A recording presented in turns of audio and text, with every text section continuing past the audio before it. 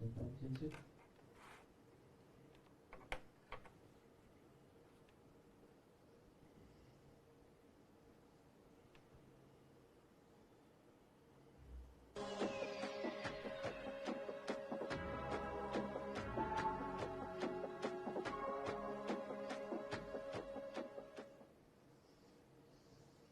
fia e whaawhino i atu i le mai moa whaafonga a le mamanu o le tātou atinuu i le nei fo i tai au. Ma lo le soifua manuia ma le langi e mama ia a o amatalia i fo i tiute fe au mga aluenga i le nei fo i vaenga o le tai au le nei aso tofi.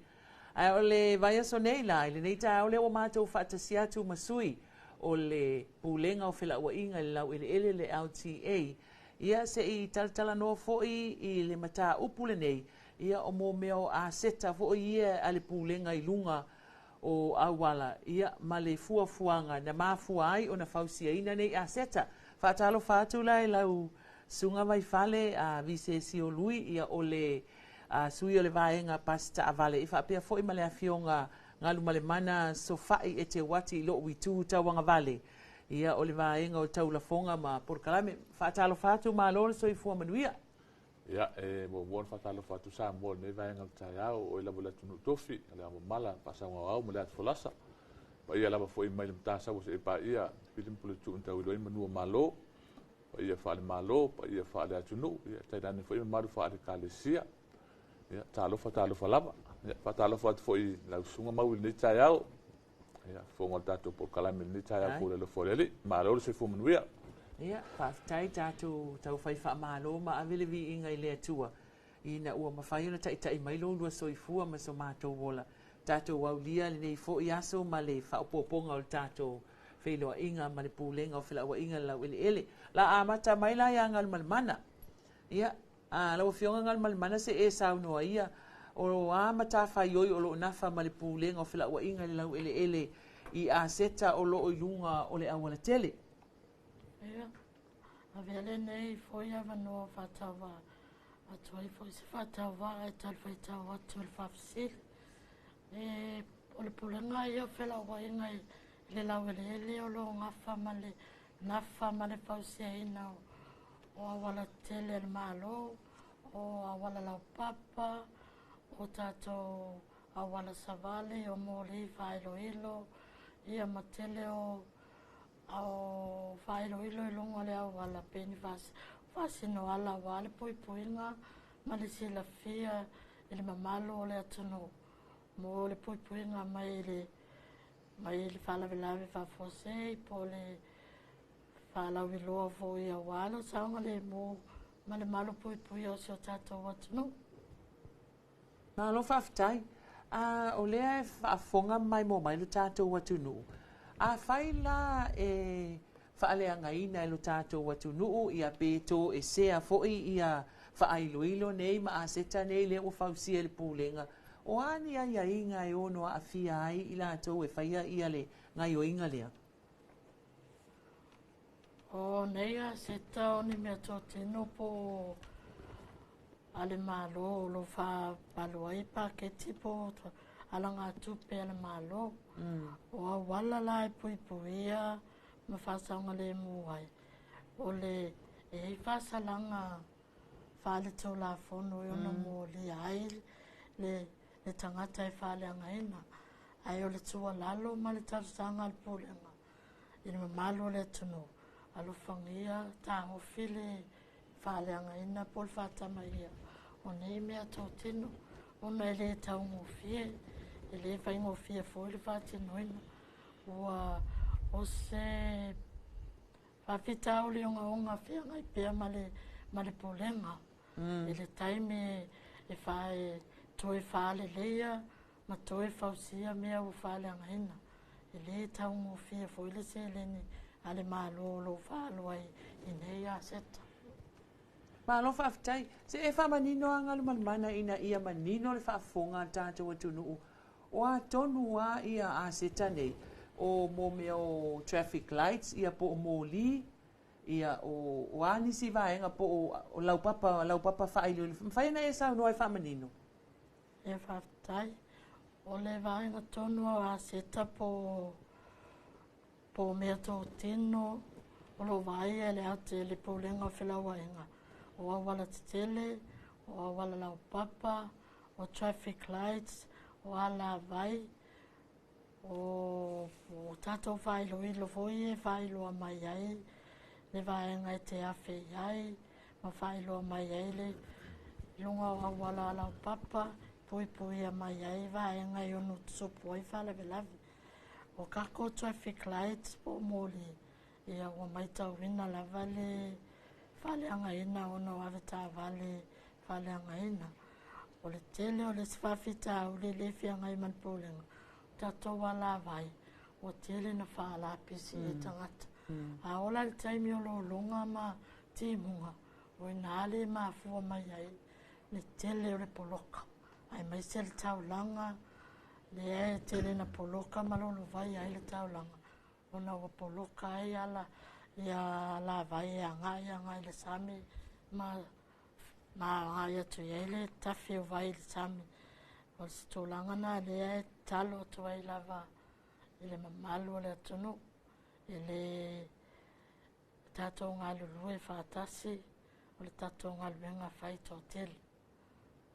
Nā lo whakataisa unua ngā lona winga o a seta nei ale mālo, lea o lo o whausia ma puleina e le pulenga o whilaua inga ele lau ele. O le ngā luenga elena o le LTA, o le ngā luenga whaito a tele a le LTA, ma lo tātou watunu o le pui au a seta i o le sao lea. Ia lo whionga o le sao lea, o le sila wawaenga tāu ai, e aona whailo atu le road reserve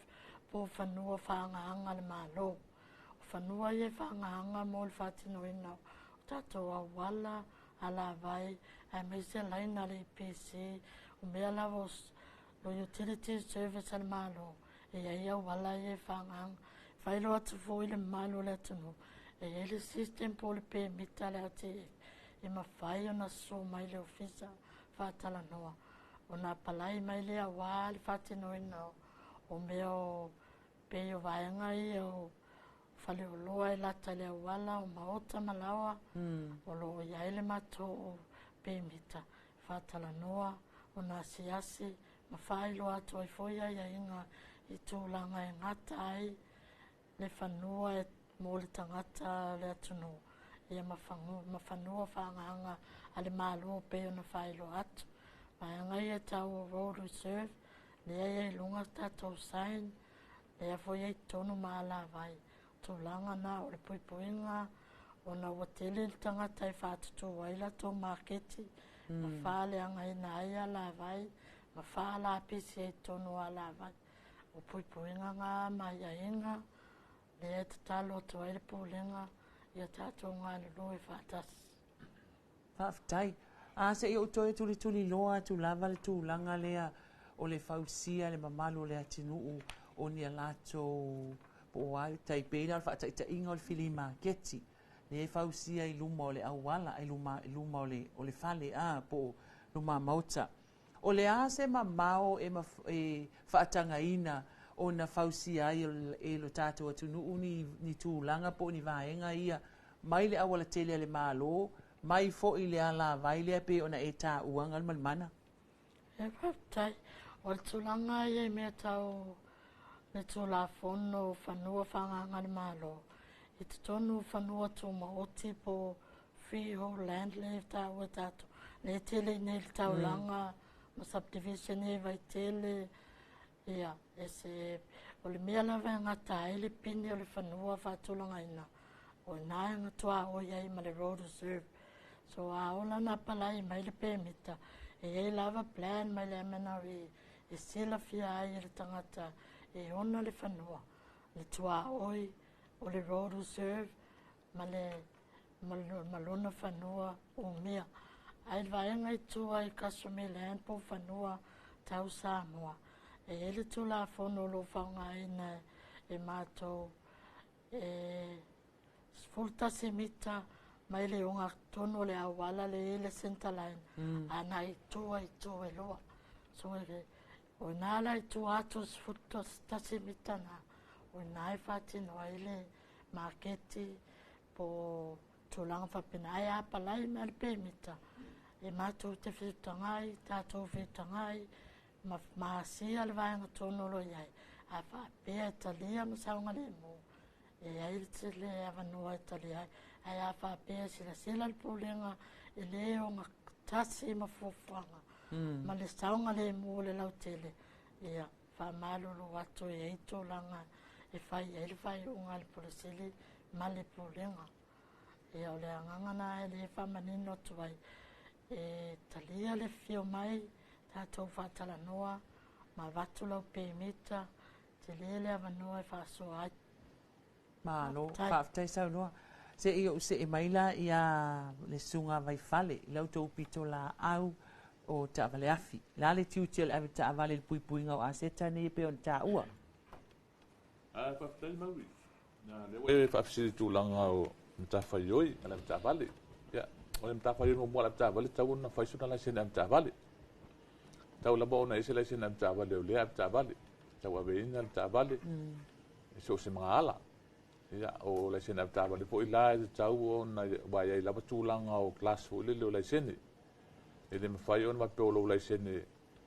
ave taxi, e le mwhai na latunu o la sena tau awe le pasi, pe tau awe le loli mafa tūlanga mapena. E ai lava ia tūlanga o la sene ua umona mai o i tua ina ta vale. O le mta whai ura la mta vale, e te tau ona usita ia tūlanga o whailo ilo,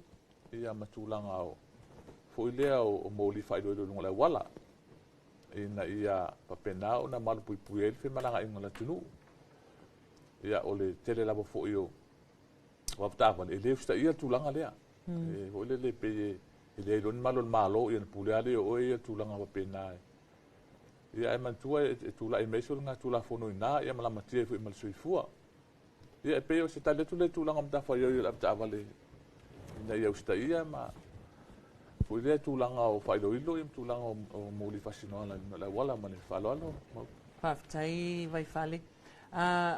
Le la ua e sauno le mata fa yo I male tiute le ta vale. Fa fel tangata sa vale o le alona tiute. E saule mau e fu im ta fa yo tangata sa vale. Wa e mantu foi e vai ngol wala wo uma ona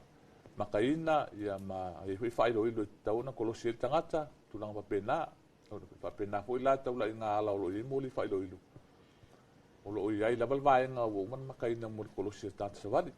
ia e tele la foi in fala nga ina ia mo tato moli failo moli fasinola mantu ia ile vai nga na ila lo po te la to om sala e failo mai ia na faita wel moli ia o le o ele tangata ila sa no sabat no inga la lo mo fo ina o por kalame masini mtuna wa pena e ta fita vale fa ngal ko si mo tangata be ja e telo tangata ole fa maule na ta sele ia mele ia fo ile le pese betalo ia e no fa le nga ina fo ia se tulanga na ole mta fa yo la va yo tangata sabat ia ole usta ia mama na ia foi tu langa fa ilo ilo pe ona fa ilo mai mo le sanga le mo mala ina ta le tu le mara fa lo malo ole tele o taimi le o eta ua ia ole mata fa yo ile ole aveta avali ole mata fa yo ile ole tangata savali a ole tele o taimi ta te mai ta wina lava tingana mule moli mu ala e alu ale atu ole ta avali alis yo fol tangata savali pe ona eta ua le omi na ole ki le ole moli e fai o le taalo alo ai le ki a o le alu atu loa o lai mumu ma le moli mea mata va ai atu loa I tu mai luele inta avale alo le atu o le asau so fina ngalo le tūlanga lea pe a fai e le usita ia le tangata savali fa pe foi le avita avale ia tula fono e ai tūlanga ia o aseta o lo o ilalo le va inga mal pulenga ale LTA pa tai maui sa le ia tūlanga lea a fai o le a reusta ia ma le amana ia fo i le avita avale po tangata savali e tūlanga fai lo ilo ma tūlanga o fai loa mai mo sanga le mu o le me tino la fio soifua la matia fo soifua ma le olai e tūlanga o tūlanga fa pea ma tu fo ia o se fa avita avale la vai ia le ese me ta o se fo le manu miti e a ona a mesa tonu taula inga ala e me tu a fia soifua tūlanga o fa la ve a le usta ia ma le amana ia fo tūlanga fa ilo pe na fa ilo mai mo sanga le mu pe sta le tu le mau mo le Whaftai, O le mai tau wina I au wala fou fo ia le anga I tua I te avima lua tua I au wala ia sa fai. La ua mai al taimi nei le matango fia o au wala na le lau te tele. Ala la pe mai tau atua fai ma se au la fai le au wala pe o le au wala sa vali. Le se fina ngalo le tūlanga o isi a se taia ale pulenga fla wa inga lau ele a fausia I ma awala ia e sa vali ele mamalo le tato atunu. Ia sa le dava tūlanga lea o e vai nga na au wala ua fa penao na makaina fu ile ngata ina sa vali fa ngal mo le tunu sa vali. Ai atu la imelas fa blabe fu ile mantua la langa o le ala vai e umalo la a wala itina le fa ngal pe sa vali ia ala vai lo. Le vai ngala na pe fu le wa fa pitoa mo le a se tem me pe fa le tonu lo sa pe ai no wala. Ia na tam fa ta fa la nga fu le singa no fa ka fa nga mo le fa le oro sam tu langa pe na pe fa le tonu le pa o ta vale tu langa uma ia o vai nga tonu na wa to fa ina mo le tule mo tu langa na fa le tonu ta vale ia fa nga fu mo le sa vale malo le tunu ma le fa lo alo mau Aftai o le si va nga mai tau ina pe pe o wa o lau tō pito la au e ngā lulu e whaatasi malimata ngā luenga o leo ai mai tau ina pia a wa lela o ta o au tō a seta la ia e maka ina le awala au tele la vo taimi ia e tele ina mai tau ina o atu ia malu fo i o le malo ave ese nisi o ta avale o la ese se o na paka I lunga o le awala le se fautuanga lau sunga mai fale tūlanga le tātou atunu. Ia o fotuanga lava po le malta atu no ina ia fa nga lava ia maka matulanga wa uma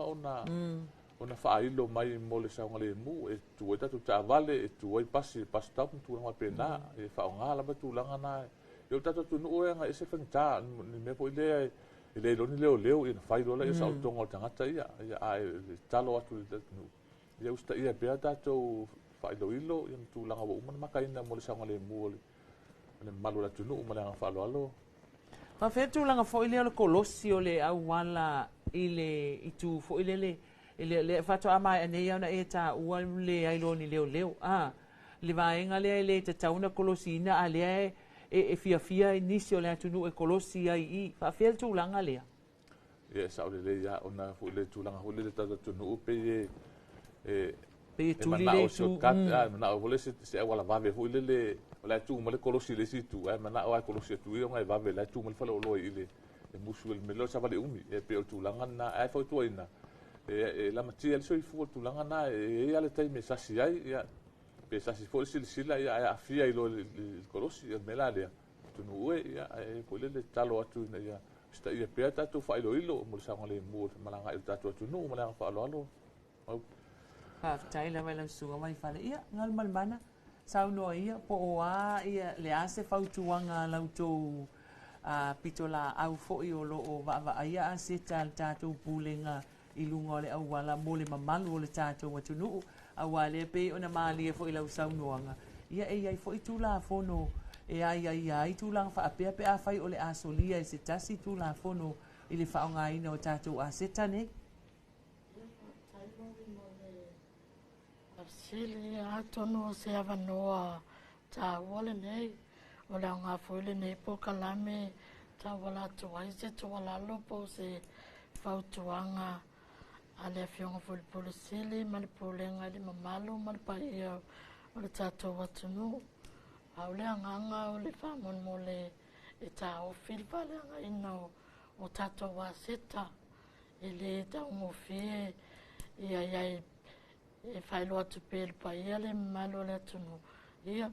o tupe a tatou ia e pe eka tatou tax yo le foi vaso so e toi foi mai fai atu ai pakete fa tino ai nei ngā luenga e ui anu fa tino le polenga le matou foi pito la au le fa tino ina ia au le tanga lava e tasi le tau ai ia le se lene le fa tino ai tatou ngā luenga fa lelea yo le si talo sanga talo atu a fai sila fia si o faleanga ina sai pe sila fia foi si o fala pisia avanoa le ofisa e wala au mai ai le luon fitu fa o mo se fai lua mai e foi la matou vaenga o lo ngafa male fa mawina o vaenga ia whailo atu ai, a wale sila fia fo i mato visa ia, whai fo i ingi fufuanga wa lo ia lava tu la fono e lima taitai nai, ma whatino ina e tau fo i ai fo i whale anga ina o nei o ase tala malo, o le anganganga e whailo atu ai lea, whailo atu ai le nei tai au, talo atu ai le malo le atunu, tatou ngā lue whatas. Loa mangoa le ofisa e o le pemita, a manoa le ofisa e soma iai whatara noa pia o fina ngalo e whao ngā lunga le road reserve. Ona tatou tara noa lea, e le ise nau tainga le pōlenga e tā ofi, pe whasa, ona e tau an tatou whi mālamlama, wa o tawhawa wala po le road reserve, o lo iai lainga malolosia le IPC, o lo iai laina le vai, ne ia fia se soifua, e ona mai mau lea, au le angangana, ne fui pōlenga ma nei, whatalang noanga le nei tai au, o se whautuanga na, tula o whionga mau ia mesele manu, fo yo le atunu whawhonga mai le nei tai au, Whaafitai malo sau noa ngal mana tātou atu noo le nau whaafonga mai o loo iai tū la fono ale pūlenga o whela ua inga lau ele e aia ia ma pui aia na aseta ia a wā ele o ni aseta o aseta mō e whaonga ina le mamalo le atu noo o tātou wā la vai e le te tau na a whaotauta pe whaala pisi ai ia whaatasi ma le tausia le lei e o fo ia tātou mō li o tātou whaailoilo i lunga le awala. Lea ua sau noa sui o le pūlenga o whila ua inga lau ele. Ia o tātou a seta ma mea tō tino e tau sia whaatasi. Ina ia umi o na lelei maonga a wāni whaonga ina o tātou atunu. Ia e la whātou vai whane lau sunga e whai umai al tātou polo kalame i sau noanga fo i lau tau pito la au. Ai mai se lava i ave ta avale ia malo tātou atunu fo i o loo sa valia lunga o awala titele. Ia whaafitai lama mau i mo le awanoa nei maenga le tai au e talo atu tunu i tūlanga polo saunga le mu tausia lama fo i le saunga le mu ma le malpui au i le ngata o aseta me tō tino la tunu o lo whaonga ina i abita avale ia ma lato fu o lo kolosi ina le wala ia talo atu ina ia malpui tatou me tō tino o le ngata i lea ia o le saunga le mu lava i nunga le wala e tali tono fo i al taufi e tolu ava enga e tupu e whaablawe lungo le wala ia o le whale tono le taavale ia o whatamala la taavale ia ma tūlanga lava fo i e adia e lungo le wala i lea taimi whemaranga i e tainga ia a papeho le mananga kulo saa ai kulo sia e se man palang se povi ia e ala e sao ia tūlanga na ia fia e a whai fo i e malanga tulo saa ia a o susule tau timu masula wala mtulanga pena ia o tulanga lava na ia fiai wa dei la fta vale pu le malama lo ta yao ia o so tulanga vale faola ia fo le la ngona la ta vale le ta le te timu foi ona alu se ta vale la sila fia la ta le nga ta ta wona fai ai ono a fia ta filta vale pe fa i walu lunga wala ia ua fo le e taimina ia la banoa e ono a fia ta vale pe o pa fuluti po tau fim tulanga uma ia tulanga na ia fia ai ia malfa tamala la ta vale ia ta vale fu le pita alo dunga wala ia o vaenga na tula i me fa lave ia talo tu malo tu ia te fisia persa ngale mu ma sta ia fa ilo me tulanga pe na fa ilo atu lunga wala ia mo le sa ngale mu malanga ilo tu ia ane tula ia velo leo e mo le nga fa tai pe sui fo io le sili mal pulenga la wa inga dunga tele mo le nga fa tai maui ma le malu fu te ofisa mo le fa no ina le taimi fa pena fo ina fa ilo fa pula tulanga fo le se mato fu pitola au lo tam fa ya wa la va ya sa ngale mo sta to tunu ya anga le tu ne ya so tu te fa au fa la fa nga ya ya nga le tu me o ma pe sta la le ne va ngota ya mo nga fa lo fa tai alo sa noa vai fale o le nā ua mai moa whaafonga mai tātou atunuu i le whaatale noanga masui o le pulenga o whelaʻuaʻiga le lau ele le LTA le sunga ia le fionga ia ngalu malemana sofai e te wati ia whaapea fo'i vai fale e vise si o lui a wale whaamalamlamaina o le mata upu le nei ia o a seta po o mea tō tino o loo fausia e le pulenga o whelaʻuaʻiga i le lau ele i lunga o tātou wala te tele mo le whaongaina e le mamalu o le atunuu. Ia se ia aulia se taimi o mua o le vai aso fou tātou toi wheiloa ai mo le taimi nei manu te leina le nei aso Samoa whaasoifua ia.